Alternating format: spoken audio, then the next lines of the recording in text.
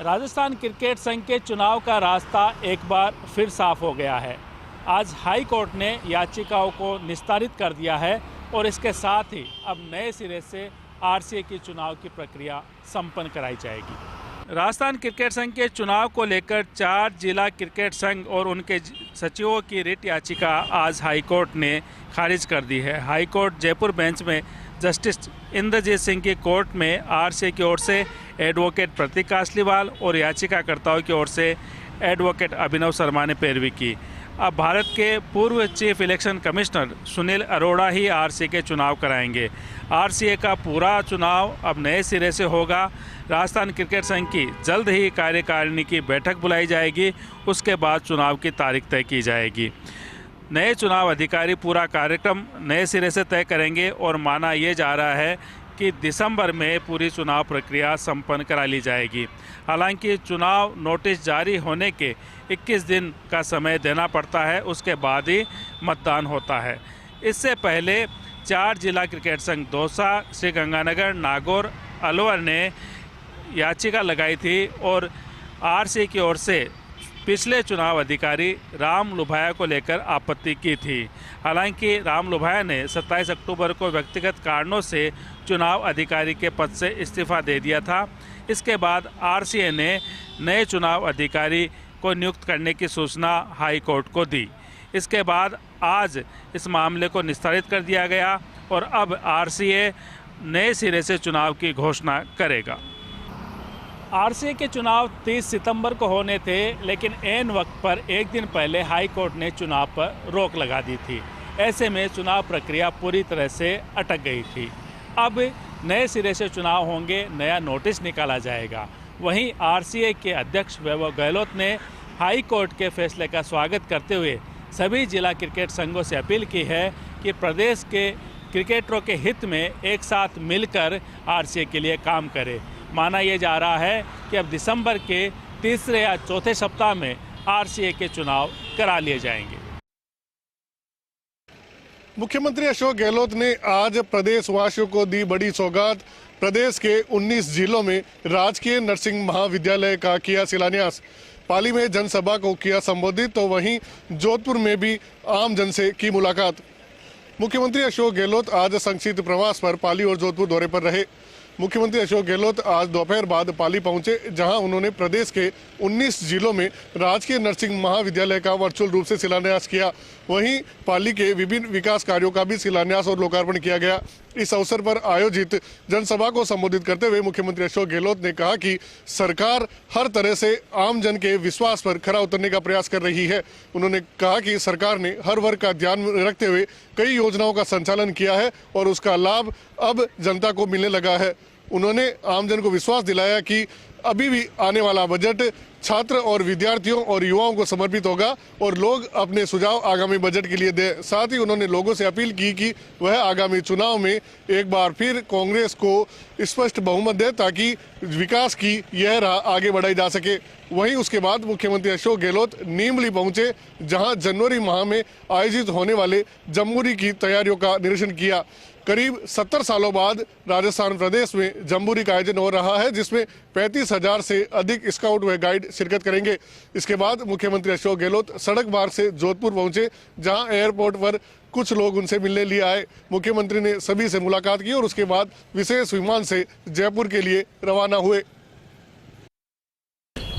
मुख्यमंत्री अशोक गहलोत आज चित्तौड़गढ़ के दौरे पर रहे। मुख्यमंत्री अशोक गहलोत ने अपने दौरे के दौरान पूर्व प्रधानमंत्री स्वर्गीय इंदिरा गांधी की प्रतिमाओं का अनावरण करने के साथ ही पूर्व प्रधानमंत्री स्वर्गीय राजीव गांधी और महात्मा गांधी की प्रतिमाओं का भी अनावरण किया।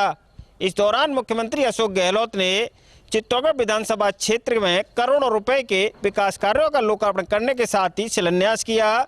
इस दौरान मुख्यमंत्री अशोक गहलोत ने इंदिरा गांधी स्टेडियम में एक जनसभा को भी संबोधित किया। मंच से अपना संबोधन शुरू करने से पहले मुख्यमंत्री अशोक गहलोत ने पूर्व प्रधानमंत्री स्वर्गीय राजीव गांधी और महात्मा गांधी की प्रतिमाओं का वर्चुअल अनावरण करने के साथ ही चित्तौड़गढ़ विधानसभा क्षेत्र में करोड़ों रुपए के विकास कार्यों का लोकार्पण करने के साथ विकास कार्यों की आधारशिला भी रखी। मुख्यमंत्री अशोक गहलोत का मंच पर हेरिटेज कंजर्वेशन प्रमोशन अथॉरिटी के चेयरमैन सुरेंद्र सिंह जाड़ावत ने चरखा भेंट कर स्वागत किया। इस दौरान मुख्यमंत्री अशोक गहलोत ने मंच से आह्वान किया कि हमारी सरकार को 4 साल होने जा रहे हैं, इसके बावजूद सरकार के प्रति जनता का गुस्सा नहीं है और जनता को सरकार की योजनाओं का पूरा लाभ मिल रहा है।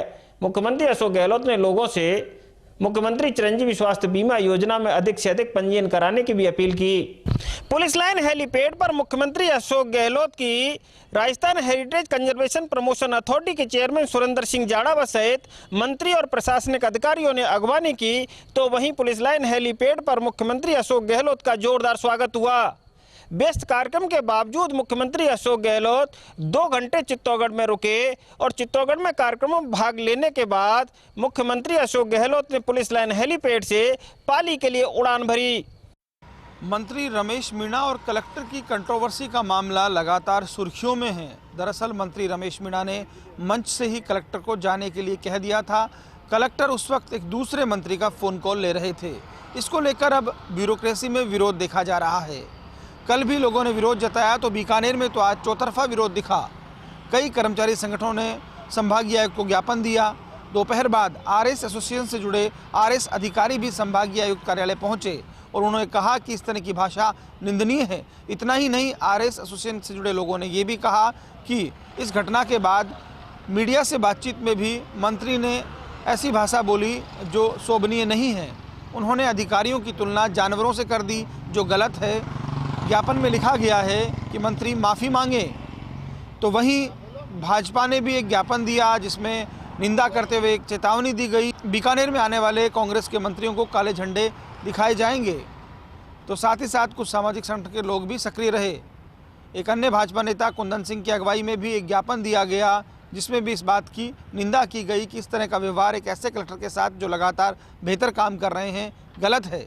कुल मिलाकर ये कहा जा सकता है कि मंत्री के टेम्परामेंट के चलते सरकार की भी किरकिरी हो रही है। बेवजह एक ऐसा मुद्दा बन गया है जिस पर अधिकारी लामबंद हैं और लगातार विरोध कर रहे हैं। एक दिवसीय अजमेर दौरे पर रहे रेल मंत्री अश्विनी वैष्णव रोजगार मेले में हुए शामिल। वहीं ब्रह्मा की नगरी पुष्कर में भी किए ब्रह्मा जी के दर्शन, वहीं रेलवे कारखानों का किया निरीक्षण। इसके पश्चात मंत्री वैष्णव पुष्कर पहुंचे और ब्रह्मा मंदिर पर पूजा अर्चना की, जिसके बाद वह भारत के पुराने कारखानों में से एक कारखाने कैरेज कारखाने पर पहुंचे और अधिकारियों और कर्मचारियों के साथ संवाद किया और वर्कशॉप में चल रहे विभिन्न कार्यों का बारीकी से निरीक्षण किया। कैरेज कारखाने के निरीक्षण के बाद मंत्री वैष्णव लोको कारखाने पहुंचे, जहां भारत में निर्मित प्रथम रेल इंजन का निरीक्षण किया। यह इंजन अब प्रतीक के तौर पर लोको कारखाने के मुख्य द्वार पर लगा हुआ है। मंत्री अश्विनी वैष्णव ने इंजन पर चढ़कर अनुभव भी लिया और भारत में बने पहले रेल इंजन के सांकेतिक रूप से चलाया भी। इसके बाद उन्होंने पौधारोपण भी किया। अजमेर दौरे पर रेल मंत्री अश्विनी वैष्णव ने अजमेर को 2 बड़ी सौगातें दी हैं। अजमेर के कैरेज वर्कशॉप को रेल मंत्री ने वंदे भारत ट्रेन के रखरखाव की जिम्मेदारी सौंपी है। अपने दौरे के दौरान रेल मंत्री ने वर्कशॉप जाकर श्रमिकों और इंजीनियरों से बात कर इसके लिए जरूरी संसाधनों पर चर्चा की और अगले 1 साल के अंदर सभी संसाधन जुटाकर इस काम को जल्द से जल्द शुरू करने का ऐलान भी किया। इसके साथ ही सालों से अटका पड़ा पुष्कर मेड़ता रेल लाइन भी काम को भी तेजी से करने का वादा रेल मंत्री ने किया। उन्होंने कहा कि पुष्कर मेड़ता रेल लाइन और सर्वे और डीपीआर का काम लगभग पूरा हो चुका है और अब फाइनल प्रपोजल बनाकर आगे की कार्रवाई जल्द ही की जाएगी। अजमेर के कैरेज कारखाने को दिया जाएगा वंदे भारत ट्रेन का मेंटेनेंस का जिम्मा, वहीं वंदे भारत ट्रेन से अजमेर को भी जोड़ा जाएगा। भरतपुर के कुमेर में आयोजित सामूहिक विवाह सम्मेलन में धर्म परिवर्तन के मामले ने पकड़ा तूल। भरतपुर जिले के कुमेर कस्बे में संत रविदास सेवा समिति द्वारा एक सामूहिक विवाह सम्मेलन आयोजित कराया गया, जिस विवाह सम्मेलन में 11 जोड़ों को हिंदू देवी देवताओं को नहीं मानने की शपथ दिलाई गई और सभी जोड़ों ने बौद्ध धर्म अपनाया। धर्म परिवर्तन कराने की वीडियोग्राफी कराई गई। वहीं इस पूरे मामले को लेकर विश्व हिंदू परिषद और बजरंग दल ने आपत्ति जताई है और कहा है कि सार्वजनिक मंच पर विवादित शपथ दिलाना देश की अखंडता के लिए खतरा है। वहीं इस सामूहिक विवाह सम्मेलन में कांग्रेस और बीजेपी के भी नेता शामिल हुए थे, जिनके फुटेज सोशल मीडिया पर वायरल हो रहे हैं। हालांकि दोनों ही नेताओं ने इस मामले पर चुप्पी साधी हुई है। कोटा देसवा मेगा हाईवे पर उस समय चीख पुकार मच गई जब एक इको कार चलते हुए डंपर में पीछे से घुस गई। हादसे में मौके पर ही एक की मौत हो गई, 1 दर्जन लोग घायल हो गए। सूचना मिलने पर मौके पर पहुंची केशवराय पाटन थाना पुलिस ने एम्बुलेंस की मदद से सभी घायलों को कोटा रेफर कर दिया। जहां पर सभी का इलाज जारी है। जानकारी के अनुसार सभी एक ही परिवार के कोटा के निवासी थे जो कमलेश्वर धाम पर आज पवित्र स्नान की डुबकी लगाकर वापस लौट रहे थे। तभी चालक को झपकी आई और ये हादसा हो गया। फिलहाल सभी घायलों का इलाज कोटा MBS में चल रहा है